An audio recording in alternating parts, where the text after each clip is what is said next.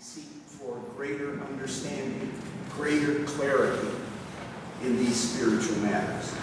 But in the second reading today, the Apostle Paul says, we walk by faith, not by sight. There are many things that we can't perceive, can't understand. And so we walk by faith. That verse, we walk by faith, not by sight, was the motto for my 1956 graduating class from Detroit Lutheran High School. I think how that pertains to me and many of my classmates. None of us who graduated in 56, 59 years ago, knew what our futures would be. None of us today, here in this church this morning, can see what scenarios will unfold in the future. The rest of today, tomorrow, next week, next year, we just don't know. And maybe it's just as well we don't.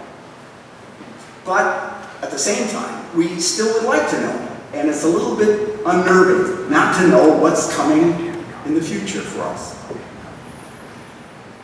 The Bible tells us that despite the mysterious ways of God and His sometimes seeming absence, that God is nevertheless quietly working out His plan in the world. The point of today's parables and today's gospel is that God is at work, even if it's often unnoticed and unrecognized for a long time. The first parable, the man scatters seed and does not know how it grows. He simply throws out the seed, puts the water on, waits, and watches. That's a reminder that we are limited in our understanding of many things, especially with reference to God's plan for our lives. We just don't know. What is required of us is this, that we are open to what God can do with us, that we can be open to being directed and led by our God. King David certainly was not always the model of godliness. He abused his power as king, engaging first in adultery, then in murder to cover it up.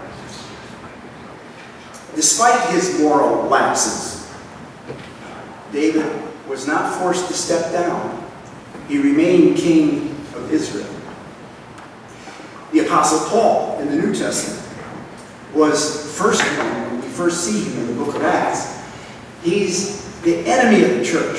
It is his mission initially to wipe out this Christian movement, to destroy it and everybody involved with it. And yet, God called him to be the great missionary of the early church.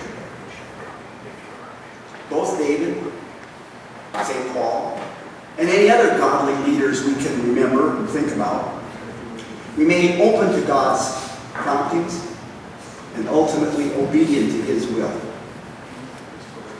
God's kingdom, a frequent refrain and term that Jesus uses in the Gospels. God's kingdom is not found on a map. It has no geographical barriers. It's a relationship of trust, a relationship of obedience in our hearts. When God dictates and rules and governs and controls our hearts and lives, there His kingdom is present. There He's ruling. There He's reigning. There He's in control. And what He asks of us is openness and faithfulness to His promises. Next Sunday, we're going to be remembering Father's Day. As with all human leaders, the fathers that we all had and that were given to us were imperfect. And those of us who are fathers realize, when we're honest with ourselves, our own imperfections, just as our children do, and often remind us of that. But we have a Heavenly Father who is patient and forgiving, who gave us the very best, His Son Jesus.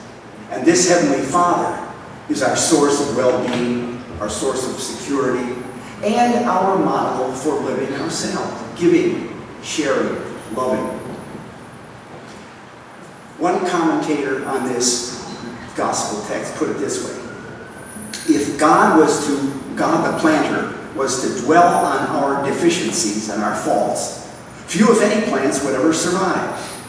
But our planter takes a broader view of growth, and for the sake of Jesus Christ, is willing to invest in our imperfections.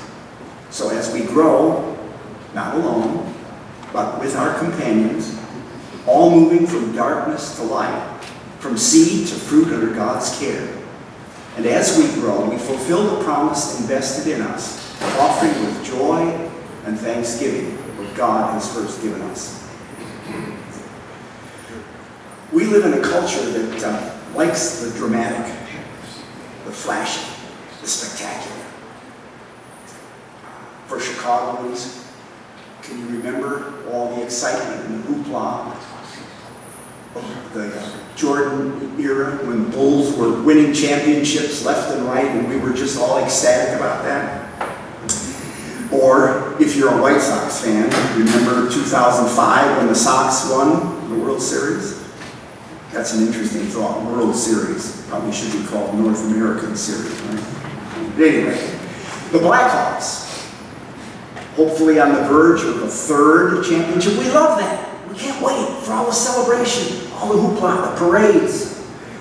Or, if you're a little different sort, things like Lollapalooza and all of those big celebrations. We love that stuff. And we look for it. And we kind of crave it. But Jesus insists that we can't make God respond in that fashion to all of our needs and desires for spectacular things. God doesn't respond to those kind of demands. There's nothing dramatic, nothing explosive about the illustrations Jesus uses in today's parables. Seed growing slowly, imperceptibly, hardly noticeable at all. Jesus, on the contrary, wants us to focus on something else, not the spectacular, not the flashy. He wants us to focus on the commonplace, the everyday, the mundane, the ordinary, because that's where God is at work in our lives. It's there the work of God often gets done, in the ordinary, everyday chores and relationships and connections we make with other people. I'd like to share with you the following reflection, meditation, free-form poem, whatever. It's simply entitled, The Brick. The bricklayer laid a brick on the bed of cement, then with a precise stroke of his trowel, spread another layer, and, without hesitation, laid on another brick, and the foundations grew visibly. The building rose, tall and strong, to shelter people. I thought, Lord, of that poor brick buried in the darkness at the base of that big building. No one sees it, but it accomplishes its task, and the other bricks need it. Lord, what difference whether I'm on the rooftop or in the foundation of your building, as long as I stand faithfully at the right place.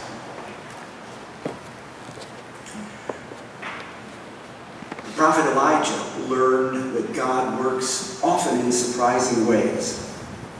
He wasn't, in that one instance, God was not present in the spectacular whirlwind that Elijah saw, nor in the earthquake, nor in the fire.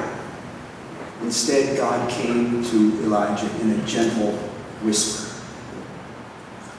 And so the second parable continues in a sense with that same idea, teaching us not to be discouraged by small beginnings. Amir was baptized this morning. This is the beginning of something in her life. She's yet a youngster, has to learn a lot more about what this means and what her life is all about. But that's the way it is with all of us. We start small and gradually grow to understand and perceive things.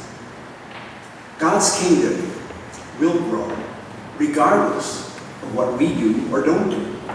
And often it will grow despite what we do. To be faithful, we need to let God have his way in our lives. If the kingdom is to be in us, then we have to be open to God's prompting and allow him to direct our lives. It means not being in the way when we don't know what to do. And it means doing all we can when we do know the right way. May God help us to do these things. May God help us to grow. May God help little Mira to grow in the faith. And all of us here as well. That God's kingdom, his rule, his domain may take place in our hearts and produce the fruit of loving, caring works.